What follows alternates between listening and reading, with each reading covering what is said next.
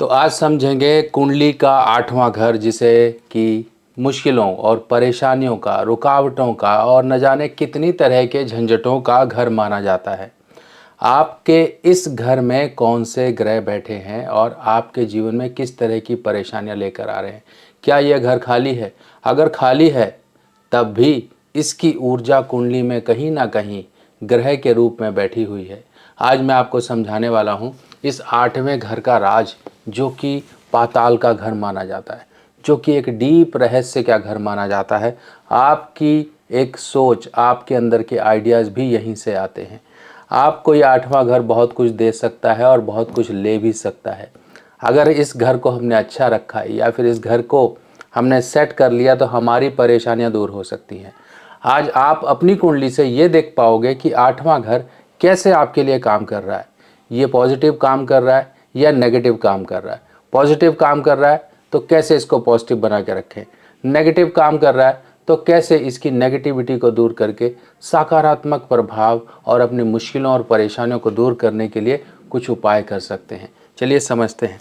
तो सबसे पहले समझिए, कुंडली में 12 घर हैं। जैसा कि हम जानते हैं कुंडली के 12 घर, और ये 12 घर जो हैं जीवन को, कहते हैं कि सिर के बाल से लेकर पैर के नाखून तक सबको कवर करते हैं। हमको तो करते ही करते हैं, हमसे जुड़ी हुई जीवित या निर्जीव चीज़ों को भी करते हैं, हमारे रिश्तेदारों को भी करते हैं, हमारे सगे संबंधियों, हमारे यार दोस्तों तक को ये गाइड करते हैं कि यहाँ से आपका जीवन ऐसा रहेगा। अब मान लीजिए आपका ये आठवां घर है। आठवां घर कैसे गिनोगे? सीधा समझ लीजिए, इसको लगन कहते हैं। ये जो जहाँ पर ये, इसको एक को भूल जाओ, एक नहीं है ये, हम आपको बताने के लिए, क्योंकि काल पुरुष की कुंडली होती है, चाहे जिसकी भी कुंडली बनाओगे हमेशा ये एक नंबर आएगा। तो इसको भूल जाओ, इसको लगन को एक नंबर मानो। अब यहाँ से आपको पता लग जाएगा कि यहाँ से एक नंबर मेरा शुरू है। 1 2 3 4 5 6 7 8 यहाँ पर आ गए। अब आठवां घर क्या है? सबसे पहले ये समझिए, आठवां घर आपके अंदर की वो सोच है, जो आपके अंदर के वो आइडियाज़ हैं जो जीवन में बहुत कुछ ला सकते हैं। कई बार आइडियाज़ गलत आते हैं। गलत आते हैं कि व्यक्ति झगड़ा कर बैठता है किसी के साथ, किसी के लिए साजिश रच लेता है। ये सब आठवें घर से देखे जाते हैं। आठवां घर, अगर ये सातवां घर आपकी पेट का हिस्सा है तो ये आठवां घर आपकी पीठ, लोअर वाले हिस्से की तरफ को ये दर्शाता है। यानी कि आपको, जैसे मान लीजिए दोनों हिस्से खराब हो जाते हैं, कई बार पेट भी खराब रहता है जिसके कारण पीठ दर्द भी होता है, कई बार पीठ में चोट लगती है, यहाँ पर आता है। यानी कि आपका लोअर बैक, कई बार इंजेक्शन भी देखा जाता है यहाँ से। और ये एक एग्जिट मार्ग भी है। एग्जिट मार्ग यानी कि व्यक्ति का जो भी मल द्वार होता है वो यहाँ से देखा जाता है। तो सोचिए, आपका सातवां और आठवां कितना एक आपस में कनेक्शन रखता है। आठवां घर घर की दक्षिण दिशा है, और आठवें से आठवां तीसरा घर है, और आठवें से ये 11वें का आपस में संबंध होता है। कैसे होता है मैं बताता हूँ। आठवां घर आप व्यक्ति को कहें तो ये मौत का घर होता है। शमशान यहाँ से देखा जाता है, यानी कि शमशान कहा गया आठवें घर को। दुनिया में आने का घर 11वां घर है। अगर 11वें घर में कुछ खराबी है तो बहुत दिक्कतों से आया है, और बहुत ही पूर्व जन्मों के कुछ ना कुछ ऋण और ऐसी चीज़ें लेकर आया है कि इस धरती पर ये भी कर्ण की तरह है। आठवां घर ये, अब हमने देखा कि जन्म तो हमने ले लिया, मृत्यु भी हो गई, पर होगी कैसे? क्या वो बहुत दुखदाई होगी या अच्छी होगी? तो आठवें से आठवां यानी कि तीसरा घर, ये तीसरा घर बताएगा कि आपका कैसा होगा अंत। हर एक व्यक्ति का, किसी को बहुत अच्छी मृत्यु आ जाती है, किसी के रगड़ रगड़ कर बहुत साल निकल जाते हैं, चारपाई पर पड़े पड़े, कभी कहीं एक्सपायर हो गया पता ही नहीं चला उसका, कई बार कुछ दुश्मनों ने हमला कर दिया, कई बार कोई बीमारी लग गई। तो ये सब तीसरे घर से आपका पता लगता है कि अब ये देह किस तरीके से त्यागेगा व्यक्ति। अब आठवें घर में, अब यहाँ पर आठवें को पहले समझ लेंगे, फिर हम इनके जो है ना मेन जो सिस्टम है ना उनको समझ लेंगे, तो आपको आसानी से, बिल्कुल मैं जितना कोशिश है नॉन टेक्निकली इजी वर्ड में आपको समझा रहा हूँ। आठवां घर, अगर हम आठवें घर की बात करें तो देखिए, हर एक ग्रह जो होता है ना, किसी न किसी घर का या कोई घर जो होता है उसका कोई ना कोई कारक होता है। जैसे पांचवां संतान का भाव है तो यहाँ पर बृहस्पति और सूर्य का हिसाब आ जाता है, यानी कि ये इनके कारक ग्रह हैं। यहाँ पर आपका बुध का, शुक्र का, दोनों का प्रभाव आ जाता है, केतु का भी आ जाता है। यहाँ पर बुध शुक्र का आ जाता है क्योंकि सातवां घर है। मैरिड लाइफ का है, आपकी इनकम का है, रिजक आमदनी 7वें घर से देखी जाती है। 8वां घर यहाँ पर मंगल और शनि का प्रभाव होता है। मंगल और शनि का कैसे प्रभाव होता है? 8वां घर यानी कि आयु जो होगी शनि महाराज के अधीन है।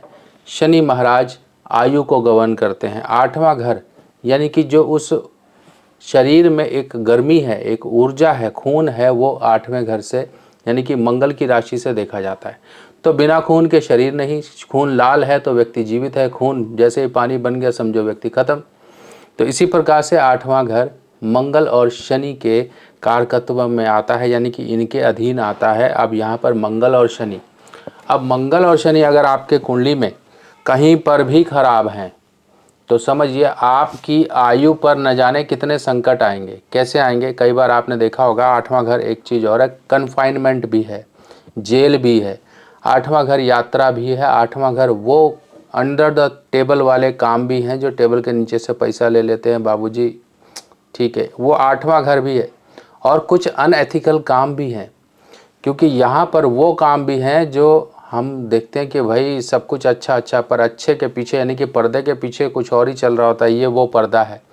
8वां घर वो शमशान है। 8वां घर वो एक जगह है जहाँ पर अग्नि ही अग्नि जल रही है, चिताएं ही चिताएं जल रही हैं, और आपके अंदर एक डिटैचमेंट आ जाता है, आपके अंदर एक वो भावना आ जाती है कि भाई मुझे भी एक दिन यहाँ आना है। यानी कि आपके अंदर की सब भावनाएं खत्म हो जाती हैं। जब यहाँ पर चंद्रमा आ जाए ना तो समझिए वही चंद्रमा आपको जो मन की खुशी देते हैं तो वो यहाँ पर आकर डिप्रेशन दे देते हैं। 8वें घर की एक खासियत है, वर्षफल होता है ना एक साल का, उसमें अगर मान लीजिए 8वें घर में आपके मंगल, सूर्य, बृहस्पति आ गए तो कहते हैं कि उस वर्ष आपकी मृत्यु नहीं होगी, चाहे आप जितने मर्जी बीमार हो। इस तरह से ये कहा जाता है, यानी कि उस वर्ष में अंदाज़ा लगाया जाता है। पर देखिए जन्म और मृत्यु ये दो चीज़ें किसी की भी प्रिडिक्ट करना ऑन सोशल प्लेटफॉर्म ये गलत है। बस मैं आपको एक ओवरव्यू दे रहा हूँ कि ये घर हमारे आत्मा शरीर से जुड़े हुए हैं, तो हमें किस तरह से कुछ चीज़ों का अंदाज़ा लगाना चाहिए। तो इस घर में अगर मान लो आते हैं तो वो अपनी खराबी लेकर आएंगे, पर आपको नहीं परेशानी आएगी, इतनी ज़्यादा तो आएगी ही आएगी, क्योंकि मृत्यु तुल्य कष्ट जैसी कंडीशन भी कई बार बन जाती है, पर जान नहीं जाती है, बच जाता है इस तरह से। 8वें घर में अगर सूर्य हो तो व्यक्ति का मान सम्मान डिस्टर्ब रहता है, व्यक्ति की एक जो छवि होती है ना लोगों में चमक नहीं जाती, क्योंकि ये पाताल एक तरह से कही गई है और ऐसी जगह कही गई है जहाँ पे लोग जाते ही नहीं है। कब जाते हैं आप समझ सकते हो, शमशान में कब जाया जाता है। तो 8वें घर में अगर सूर्य है तो व्यक्ति की हेल्थ डिस्टर्ब रहेगी, कमज़ोर हेल्थ वाला व्यक्ति रहेगा, डाइजेशन पेट की प्रॉब्लम रहेगी, इम्यूनिटी उसकी अच्छी नहीं रहेगी, करियर कामकाज में डिस्टर्ब रहेगी। चंद्रमा आ गए तो उसका मन जो है डिस्टर्ब रहेगा।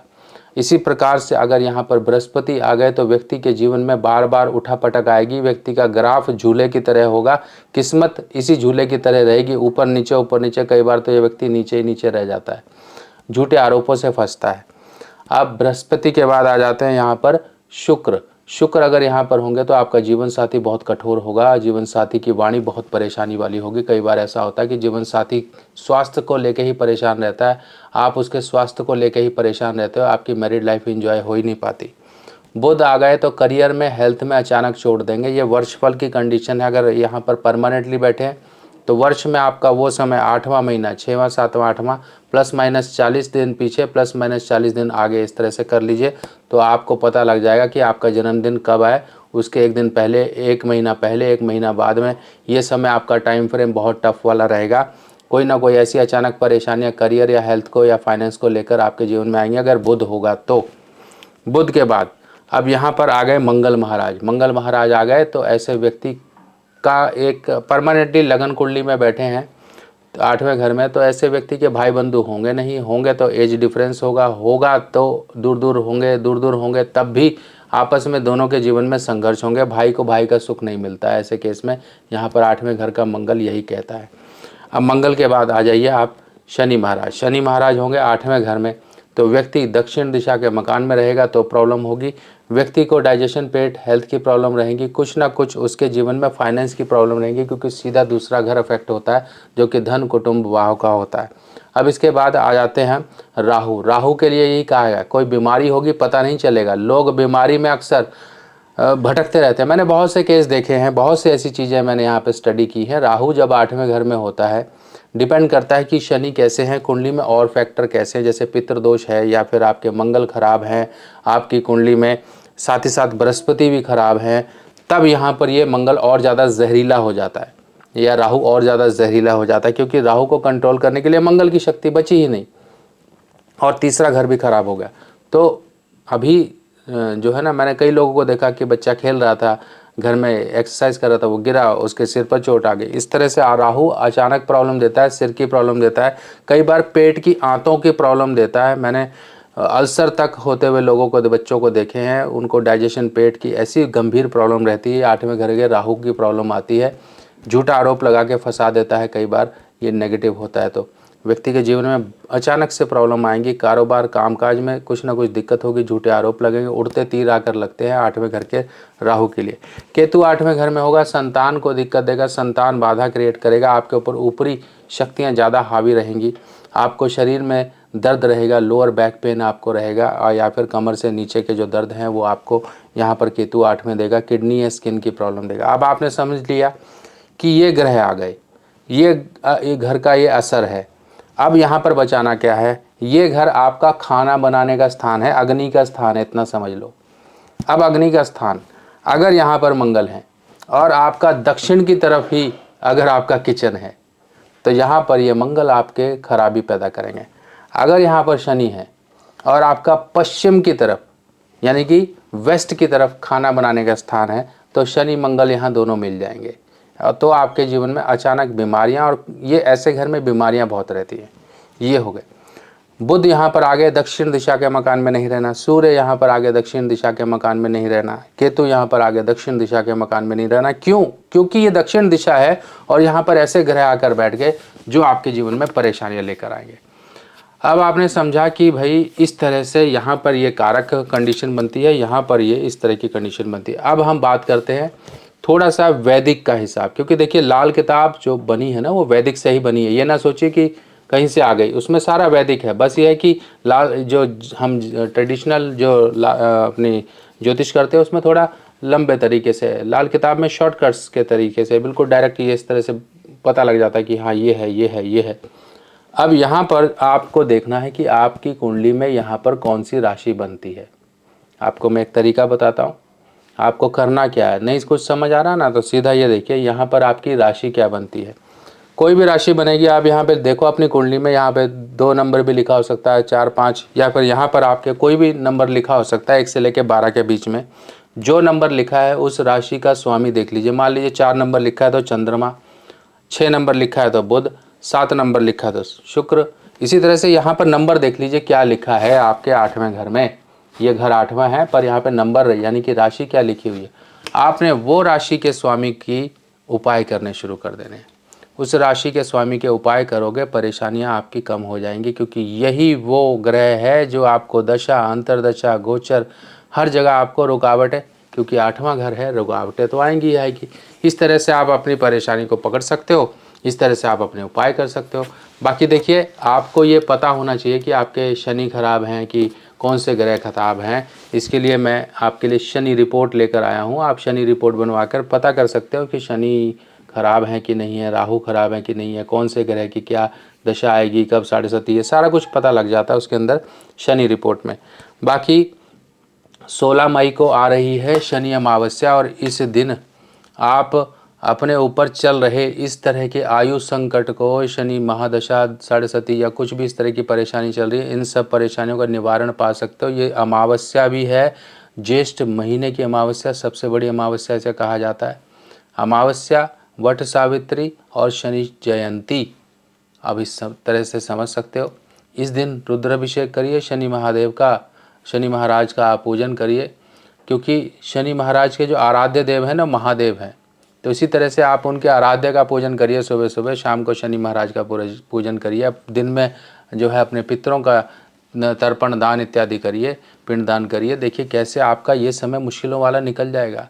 सभी ग्रह एक तरफ हो जाते हैं आशीर्वाद देने के लिए जब देवताओं की और पितरों की कृपा हमारे ऊपर आ जाती है। तो आप भी इस तरह से अपने पूजन करिए। अगर मान लीजिए आपको पूजन कराना है, क्योंकि हम देखिए इस बढ़िया उपलक्ष्य में, इस ऐसे पावन उपलक्ष्य में काशी में पूजा करने जा रहे हैं। आप लोगों की पहले भी पूजाएं हुई हैं, इस बार भी अगर आप करवाना चाहते हैं तो आप मुझे व्हाट्सएप करके जो जानकारी ले सकते हैं। कौन सी पूजा, मान लीजिए रुद्राभिषेक कराना है, सुबह रुद्राभिषेक होगा, दिन में पितरों के लिए होगा, शाम को जो है शनि देव का पूजन इत्यादि होगा। आपको जो भी सेवा लेनी है उस हिसाब से ले सकते हो। और होगी कहाँ? काशी, महादेव की भूमि पर, महादेव की नगरी में। तो इस तरह से आप बुकिंग करा सकते हो मुझे व्हाट्सएप करके। बाकी जिस तरह भी सामर्थ्य है उस तरह से करिए, इस दिन को खाली मत जाने दीजिए। बाकी मिलते हैं, तब तक के लिए अपने सुभाष भाई को आज्ञा दीजिए। नमस्कार।